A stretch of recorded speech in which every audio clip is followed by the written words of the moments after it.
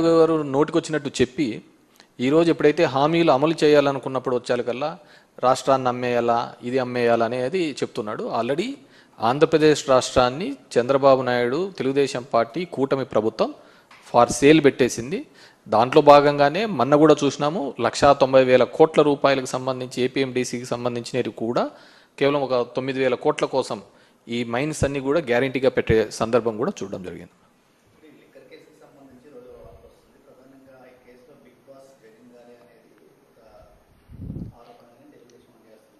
మీరు బాగా చూసినారు అంటే ఈ రెండు పత్రికలో ఈనాడు జ్యోతి పత్రికలో వచ్చే కథనాంశాలు కానీ ఇవన్నీ బాగా చూసినారు అంటే 4 to 9 వరకు కూడా రాజశేఖర రెడ్డి గారు ముఖ్యమంత్రి ఉన్నప్పుడు కూడా తెలుగుదేశం పార్టీ ఎప్పుడే కానీ తన ఏం కావాలని అసెంబ్లీలో కూడా మాట్లాడడానికి ఉండేది కాదు మ్యాటర్. ఏదో ఒక మ్యాటర్ని ఈనాడు పేపర్లో పబ్లిష్ చేసేది, అది తీసుకొని వచ్చి అసెంబ్లీలో గందరగోళం చేసే పరిస్థితి ఆ రోజు మనం చూస్తున్న సందర్భం. ఈరోజు కూడా సేమ్ అదే స్ట్రాటజీనే వాడుతోంది. ఈరోజు సిట్ అనే దర్యాప్తు సంస్థ ఎవరి చేతుల్లో నడుస్తోంది అందరికీ తెలిసినదే. సిట్ రిమాండ్ రిపోర్టు కోర్టుకు సబ్మిట్ చేయదు. సబ్మిట్ చేయకముందే ఆంధ్రజ్యోతి ఈనాడులలో కథనాలుగా వస్తుంటాయి. అది ఏ విధంగా అవుతుంది? ఒక కాన్ఫిడెన్షియల్ డాక్యుమెంటు, జడ్జి ముందర పెట్టాల్సిన డాక్యుమెంటు, ఇవి కొన్ని పేపర్లు వాళ్ళ అనుకూలమైన పేపర్లకు ఇచ్చేసి దాని మీద వాళ్ళు ఇష్టానుసారం ఒక కథనాలు చేస్తుంటాయి. ఒకసారి ఏమో అవన్నీ ఇచ్చేసినారంట, ఎలక్షన్లలో పనిచేసినారంటారు, 3,500 కోట్లకు 300 కోట్లు పనిచేసినారంట, మిగతా 2,300 కోట్లు ఎక్కడున్నాయి? ఇంతవరకు బ్యాంకులలో ఉన్న డబ్బులను సీజ్ చేశారనే ఒక పద్ధతికే చూపిస్తున్నారు తప్ప ఫలానా చోట ఇంత బల్క్గా డబ్బులు దొరికినాయి అనే పద్ధతిలో ఎక్కడా కానీ చూపించండి. ఒక నెరేటివ్ని బిల్డప్ చేస్తున్నారు.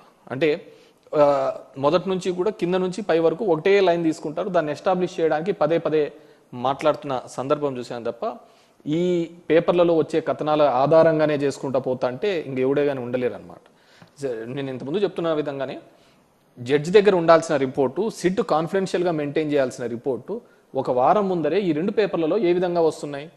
వీళ్ళు ఎవరైతే దోషిగా చెప్తారో అతన్ని పేపర్లలో వచ్చే దోషిగా చెప్తారో అదే సిట్ రిపోర్ట్లో వస్తుంది. ఇంకెక్కడుందంటారు దీంట్లో? సో ఈ సిట్కి ఏమాత్రం క్రెడిబిలిటీ లేదు. ఖచ్చితంగా పెట్టే దొంగ కేసులే. మీరు బాగా చూసినారు అంటే ఇప్పుడు ఏవైతే ఉన్నాయో ఈ లిక్కర్ సంబంధించి, డిస్టిలరీస్కి సంబంధించి ఏ డిస్టిలరీ కూడా జగన్మోహన్ రెడ్డి వైఎస్ఆర్ కాంగ్రెస్ పార్టీ ఉన్నప్పుడు మేము ఎవరు పర్మిషన్ ఇవ్వలేదే.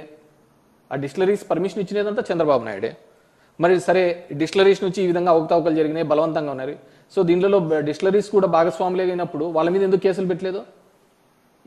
ఈ మందు సరఫరా చేసిన ఆల్ ది డిస్టిలరీస్ వీళ్ళ మీద ఎందుకు కేసులు పెట్టడం లేదు? సో దీన్ని ఏదో విధంగా ఎస్టాబ్లిష్ చేయాలని కొంతమంది ఆఫీసర్లను బెదిరించి వాళ్ళని అప్రూవల్ అని ఏదేదో కథనాలు చూస్తున్నాం. డెఫినెట్గా చట్టం ముందు ఉండేది, ఆ చట్టానికి అనుకూలంగా చట్టం ముందర నిలబెట్టి ఖచ్చితంగా మేము ఫైట్ చేస్తాము. ఖచ్చితంగా నిర్దోషులుగా ఈ కేసులోంచి అందరూ బయటకు వస్తారు.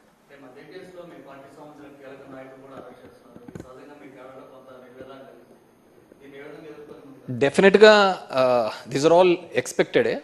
ఏదో ఒక విధంగా ఈ ప్రభుత్వం మీద బురద జల్లాలనే ఒక ఆలోచనతో ఈ ప్రభుత్వం జరుగుతుంది. మనము మొత్తానికి చూసినట్టే చిన్న చిన్నది కానీ ఒక గ్రామ స్థాయిలో కూడా ఒక చిన్న గొడవ జరిగినప్పుడు వాడొచ్చి ఇంటి మీద గొడవ చేసినా కానీ మా మీద కేసులు పెట్టే సందర్భం.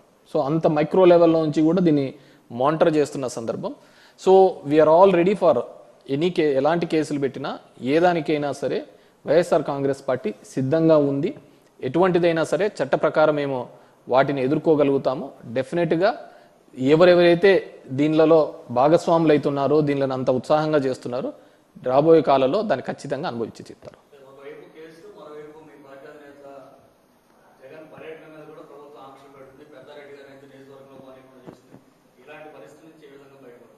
డెఫినెట్గా వీఆర్ ఫైటింగ్ కదా. మా చిన్నాన్న కూడా ఫైట్ చేస్తున్నాడు, వెళ్తున్నాడు. మళ్ళీ పోలీసులు కోర్టుకు వెళ్ళాము.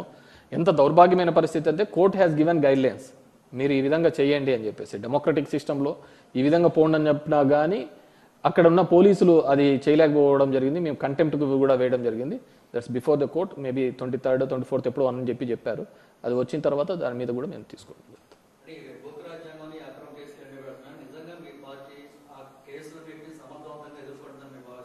డెఫినెట్గా వీఆర్ ఫైటింగ్ ఫర్ ద ఏ కేసుకైనా భయపడుతున్నాం కదా. మీరు సింపుల్ మీరెంత అనగదొక్కాలని చూస్తూ ఉంటే ప్రతిపక్ష పార్టీలను అనగదొక్కాలని చెప్పేసి ఈరోజు కూటమి ప్రభుత్వం చేస్తే దానికి మూడింతలుగా మేము బౌన్స్ బ్యాక్ అవుతున్నాం. ఈరోజు జగన్మోహన్ రెడ్డి గారికి వెళ్తే వచ్చే జనాలే, ఆ క్రౌడే దానికి నిదర్శనం. దీంట్లో ఎటువంటిది లేదు. ఈరోజు చూసినారు అంటే జనాలు ప్రతి సందర్భంలో కూడా రైతు అనే వ్యక్తి గిట్టుబాటు ధర లేక ఇబ్బంది పడుతున్నాడు. మాకు ఎప్పుడు ఉండేది ఇదే, వర్షాకాలంలో రావాల్సిన వానలు ఎండాకాలంలో వచ్చినాయి. రైతు పరిస్థితి చూస్తే చూడు, ఒక రైతు ఇబ్బంది పడుతున్నాడని పరిస్థితి ఉంటే ఈరోజు నిన్న చూసినారంటే 600 రూపాయలు ఒక టికెట్ రేటు పెంచి ఇచ్చిన సందర్భం చూస్తున్నాం. అదే 600 రూపాయలు లేకుంటే రైతు గిట్టుబాటు ధర మీద వీళ్ళు ఆలోచించవచ్చు కదా. కానీ ఏ పార్టీ కూడా జనం కోసము ప్రజల కోసం ఆలోచిస్తున్న పరిస్థితి ఈరోజు పాలకపక్షం చూడటం లేదు, కూటమి చూడటం లేదు. డెఫినెట్గా వాళ్ళు బాగా జడ్జి చేయగలుగుతారు ఎవరిని ఏ విధంగా చేయాలని. డెఫినెట్గా రాబోయే కాలంలో వాళ్ళందరి మీద కూడా ప్రజలు ఒక తీర్పుని ఇవ్వబోతున్నారు.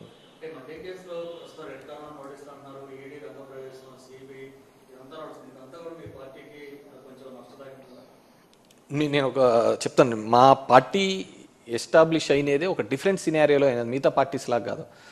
మా నాయకుడిని 16 నెలలు జైల్లో పెట్టారు. ఆస్తులు అప్పుడు కూడా ఈడీను సిబిఐ సోనియా గాంధీ గారు సీజ్ చేశారు. మీ బౌన్స్ బ్యాక్ కదా, ఎనికి రిటర్న్ అయినాం కదా. సేమ్ ఇంతకు మూడింతలుగా రిటర్న్ అవుతాము. ఖచ్చితంగా కూడా వైఎస్ఆర్ కాంగ్రెస్ రాసి పెట్టుకోండి, 2029లో పోయినసారి వచ్చిన మెజార్టీ కంటే అత్యధిక మెజార్టీతో రాబోతున్నాం.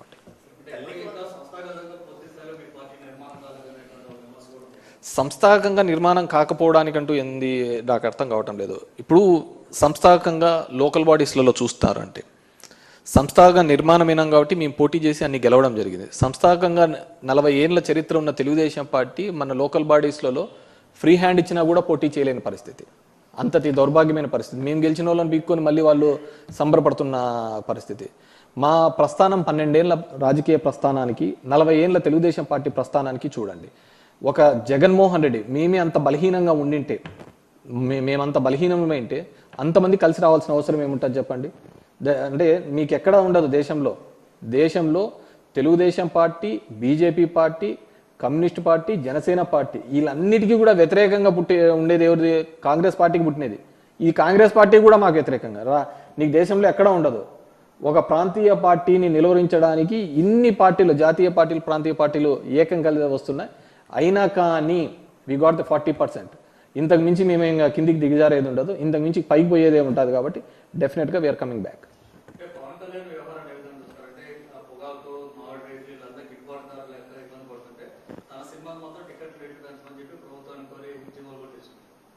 పవన్ కళ్యాణ్ తన మీటింగ్స్లోనే చెప్పాడు, హీఈస్ నాట్ అడ్మినిస్ట్రేటర్, నేను పాలన చేయలేను, పాలనకు పనికిరాను, నేను ఏదన్నా ఉంటే గలాటలు చేయడానికి, పోరాడడానికి మాత్రమే పనికొస్తానని చెప్పేసి చెప్పడం జరిగింది.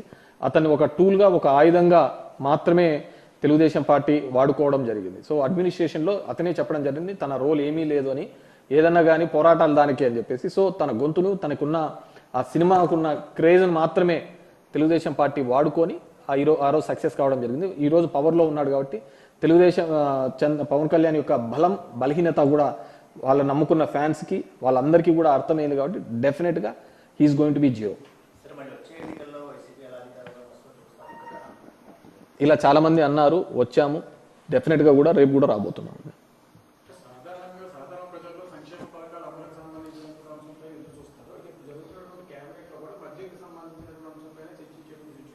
డెఫినెట్గా మద్యం పాలసీ మీద మీరు చూస్తే ఈ రోజు కాదు, ఈ మద్యం పాలసీ మీద మీరు 1999 to 2004 మధ్యలో కూడా ఆ రోజు మైసూరారెడ్డి గారు కూడా who is the big boss అని చెప్పేసి లేవనెత్తిన సందర్భం. ఆ రోజుల్లోనే ఈయన లిక్కర్ స్కామ్లో ఇరుక్కున్నాడు. ఆల్రెడీ కూడా ఈ కేసుకు సంబంధించి నేను ఇంత ముందుకు చెప్పినందుకు విధంగా ఈ డిస్టిలరీస్ ఏవే కానీ మేము ఇచ్చినది కాదు. మేము చేసిన ఏకైక తప్పు ఒకటే ఒక చోట, నిజం గట్టిగా చెప్పలేకపోయినాం, చంద్రబాబు నాయుడు లాగా అబద్ధాలు మాట్లాడలేకపోయినాం. అది మా పార్టీ చేసిన అతిపెద్ద తప్పు. ఎందుకంటే వాళ్ళు ఈ భూము ఈ బీర్లను అన్నింటినీ చూపించేసి ఇవన్నీ జగన్మోహన్ రెడ్డి జే బ్రాండ్లని వాళ్ళంతగా ప్రచారం చేసినా కానీ, లేదా ఇవన్నీ తెచ్చినది తెలుగుదేశం పార్టీ ఆధ్వర్యంలోనే, వాళ్ళ ముఖ్యమంత్రిగా వాళ్ళ టెన్యూర్లోనే తెచ్చారు అనే విషయాన్ని కూడా మేము గట్టిగా ప్రజల్లోకి తీసుకొని మేము చేసిన అతిపెద్ద తప్పుగా భావిస్తున్నాం. వాళ్ళు చేసిన అబద్ధ మాటలు, కుట్రపూరితమైన అంశాలను మేము జనంలోకి రివర్స్గా కౌంటర్ ఇవ్వలేకపోయినాము. అధికారంలో ఉన్నప్పుడు. ఎందుకంటే ఏ డిస్టిలరీ మేము ఇవ్వలేదు. ఉన్న డిస్టిలరీస్ కన్నా మాకు ఫేవర్ చేసినట్టు ఈ విధంగా చేసినట్టు మరి ఎన్ని డిస్టిలరీస్ మీద కేసు పెట్టారు, ఎన్ని డిస్టిలరీస్ని ఉన్న ఎండీస్ని అరెస్ట్ చేసినారు, దాని ఓనర్లను అరెస్ట్ చేసినారు చెప్పమనండి. So these are all bogus. అవన్నీ ఇచ్చిన పర్మిషన్లు అన్నీ కూడా చంద్రబాబు నాయుడే.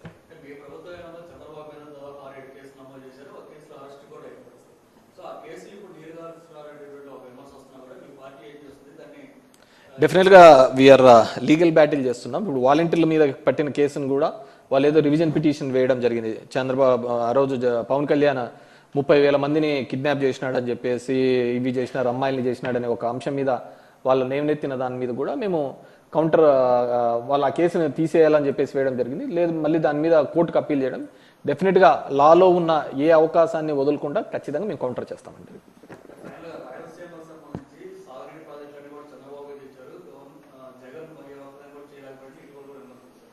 చంద్రబాబు నాయుడు గారు రాయలసీమ ప్రాంతంలో వచ్చి అక్కడ రైతన్నలను అడిగితే చెప్తారు ఈయన చేసిన ఘనకార్యం ఏంది. ఈరోజు రోడ్ల మీద టమోటాలు ప్రతి పంటను చూడండి రోడ్ల మీద వేసి ఇబ్బంది పడుతున్న పరిస్థితులు చూస్తారు.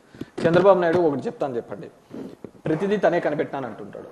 సైబరాబాద్ నేనే అంటాడు, ఆర్టిఫిషియల్ ఇంటెలిజెన్స్ అంటాడు, ఇంకో ఏదేదో వ్యాలీస్ చెప్తున్నాడు, క్వాంటమ్ వ్యాలీ అంటున్నాడు. నాకు తెలిసి అమరావతిలో ఏ వ్యాలీ ఉండదు, ఉండేది ఒకటే వ్యాలీ, అది ఆక్వా వ్యాలీ. ఆక్వా వ్యాలీ మాత్రం సక్సెస్ఫుల్గా ఉంటుంది.